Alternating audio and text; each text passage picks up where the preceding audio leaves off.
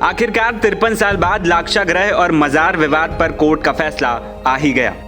100 बीघा जमीन को लेकर चल रही लड़ाई में हिंदू पक्ष को जीत मिली। बागपत में बदरुद्दीन शाह की मजार और लाक्षागृह मामले पर एडीजे कोर्ट ने बड़ा फैसला सुनाते हुए मामले में हिंदू पक्ष को 100 बीघा जमीन के साथ साथ मजार पर भी मालिकाना हक दे दिया।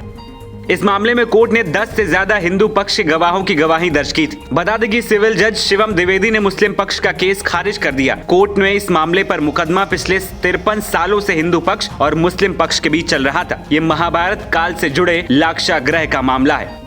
मुस्लिम पक्ष का दावा था कि यहाँ उनके बदरुद्दीन नामक संत की मजार थी, जिसे बाद में हटा दिया गया। यहाँ उनका कब्रिस्तान है। इसी विवादित 108 बीघे जमीन पर पांडव कालीन एक सुरंग है। कहा जाता है कि ये टीला वही लाक्षागृह है जहाँ पांडवों को जलाने की कोशिश की गई थी। कौरवों ने पांडवों को मरवाने के लिए लाक्षागृह बनवाया था और इसमें आग लगवा दी गई थी, लेकिन पांडव एक सुरंग से बाहर आ गए थे। ये सुरंग बरनावा में आज भी मौजूद है। यहाँ भारतीय पुरातत्व सर्वेक्षण यानी कि ASI, लाल किला, भारतीय पुरातत्व संस्थान, नई दिल्ली द्वारा सन 2018 में ट्रेंच लगाकर टीले का उत्खनन किया जा चुका है। उत्खनन से महत्वपूर्ण चीजें भी मिली, लेकिन हिंदू और मुस्लिम दोनों ही पक्ष अपने अपने तथ्यों को लेकर इस पर दावा ठोक रहे थे।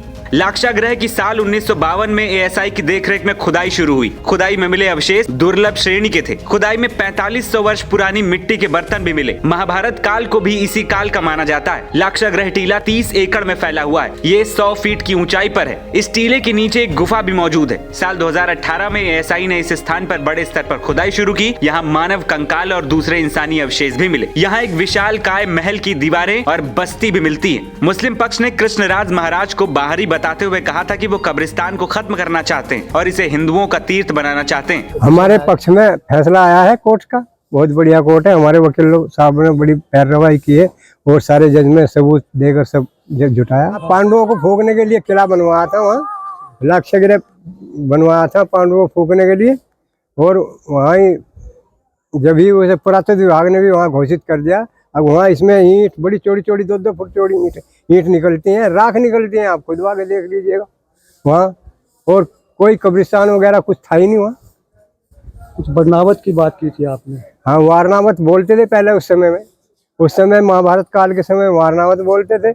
अब इस ग्राम बरनावा और इसमें सब टीवी वगैरह में सब पे लाक्षागृह दिखा रखा है। बता दें कि मुकीम खान और कृष्णदत्त महाराज दोनों ही अब इस दुनिया में नहीं हैं। कोर्ट में पैरवी करने वाले मुस्लिम पक्ष का कहना है कि यहाँ शेख बदरुद्दीन की मजार थी, जिसे हटा दिया गया। अब 108 बीघे की जमीन पर फैसला देते हुए कोर्ट ने इसे हिंदू पक्ष को दे दिया है। इससे पहले अयोध्या राम मंदिर विवाद के पटापेक्ष के साथ वहां राम मंदिर निर्माण का मार्ग प्रशस्त हो चुका है। काशी में ज्ञानवापी में मंदिर होने की ASI रिपोर्ट से भी हिंदू पक्ष गदगद है। व्यास जी तहखाने में पूजा पाठ भी शुरू हो चुका है। हिंदू पक्ष वजू खाने में कथित शिवलिंग वाले परिसर के भी ASI सर्वे की मांग कर रहा है। वहीं मथुरा श्री कृष्ण जन्मभूमि विवाद में भी हिंदू पक्ष मालिकाना हक की लड़ाई को अदालत तक ले जा चुका है। देखना ये होगा कि बरनावा मजार की तरह क्या इन सब मामलों में भी हिंदू पक्ष को जीत मिलती है। NBT ऑनलाइन की रिपोर्ट।